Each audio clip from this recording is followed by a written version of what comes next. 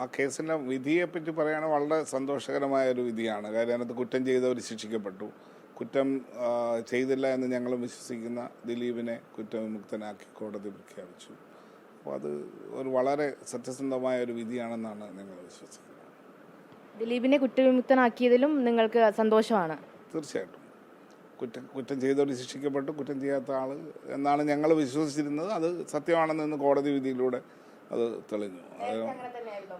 ബോധ്യം അങ്ങനെ തന്നെയായിരുന്നു. കാര്യം ഈ വ്യക്തികളെല്ലാം ഞങ്ങൾക്ക് അതിജീവിതയായാലും ദിലീപായാലും ഒക്കെ ഞങ്ങൾക്ക് വളരെ അടുപ്പമുള്ള ആൾക്കാരാണ്.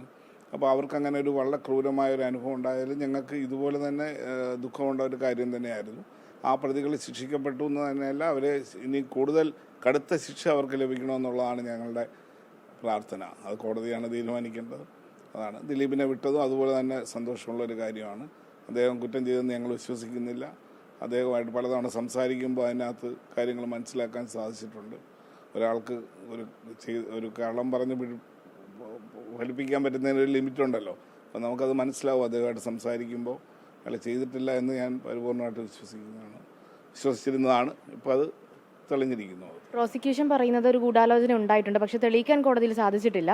പക്ഷെ അങ്ങനെയുണ്ട്, അത് മേൽക്കോടതിയെ സമീപിക്കുമെന്നുള്ളതാണ് ഇപ്പോൾ പറയുന്നത്. അതിലെന്താണ് ഒരു നിലപാട്? നീതിന്യായ വ്യവസ്ഥയുടെ കാര്യങ്ങളല്ലേ. കേസ് കഴിഞ്ഞാൽ ഒരു അപ്പീൽ പോവുകയൊക്കെ ചെയ്യും. അതിൻ്റെ വഴിക്ക് പൊക്കോട്ടെ.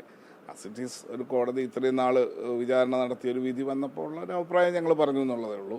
സംഘടനയെ സംബന്ധിച്ച് ഈ വിധി ഞങ്ങൾ സന്തോഷം പകരുന്നതാണ് എന്നുള്ളതാണ്.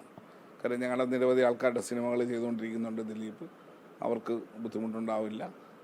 പടം റിലീസ് ഒക്കെ വരുന്നുണ്ട്. അങ്ങനെയൊക്കെയുള്ള കാര്യങ്ങൾ. അതുപോലെ സംഘടനയിൽ നിന്നും പ്രൊഡ്യൂസേഴ്സ് അസോസിയേഷനിൽ നിന്നും ആദ്യഘട്ടത്തിൽ ഈ വിവാദം ഉണ്ടാകുന്ന സമയത്ത് പുറത്താക്കിയിരുന്നു. അതിനുശേഷം ഇനി തുടർ നടപടികൾ എങ്ങനെയാണ്? അത് ദിലീപിനെ പുറത്താക്കിയ നടപടിയിൽ എന്തെങ്കിലും ഒരു റീത്തിങ് ഉണ്ടാവും? അത് അന്ന് പെട്ടെന്ന് നമുക്കത് കാര്യം അറിയില്ലല്ലോ. സുപ്രഭാതത്തിൽ ദിലീപിനെ അറസ്റ്റ് ചെയ്യുന്നു. ആ ഘട്ടത്തിൽ എല്ലാ സംഘടനകളും ദിലീപിനെതിരെ നടപടിയെടുത്ത കൂട്ടത്തിൽ ഞങ്ങളും നടപടിയെടുത്തിരുന്നു. അന്ന് ഞങ്ങൾ എടുത്ത നടപടി പിന്നീട് കുറേ കാലം കഴിഞ്ഞ് അയാൾ സിനിമ ചെയ്യാൻ വന്നപ്പോൾ ഞങ്ങളതൊന്ന് സിനിമയ്ക്കുള്ള പെർമിഷനൊക്കെ കൊടുത്തിരുന്നു. ആ നടപടി ഓട്ടോമാറ്റിക്കായിട്ട് മാറുമല്ലോ. അതിന് കമ്മിറ്റി കൂടിയാണ് തീരുമാനിക്കേണ്ടത്. എല്ലാവരുടെയും അഭിപ്രായം കേട്ടതിന് ശേഷമാണ് എനിക്ക് സ്വന്തമായിട്ടൊരു അഭിപ്രായം പറയാൻ പറ്റില്ല. അത് സ്വാഭാവികമാണല്ലോ. അയാൾ കുറ്റവിമുക്തനായാൽ അത് ഓട്ടോമാറ്റിക്കായിട്ട് സംഘടനാ സിസ്റ്റം ഉണ്ട്, അതനുസരിച്ച് നടക്കും.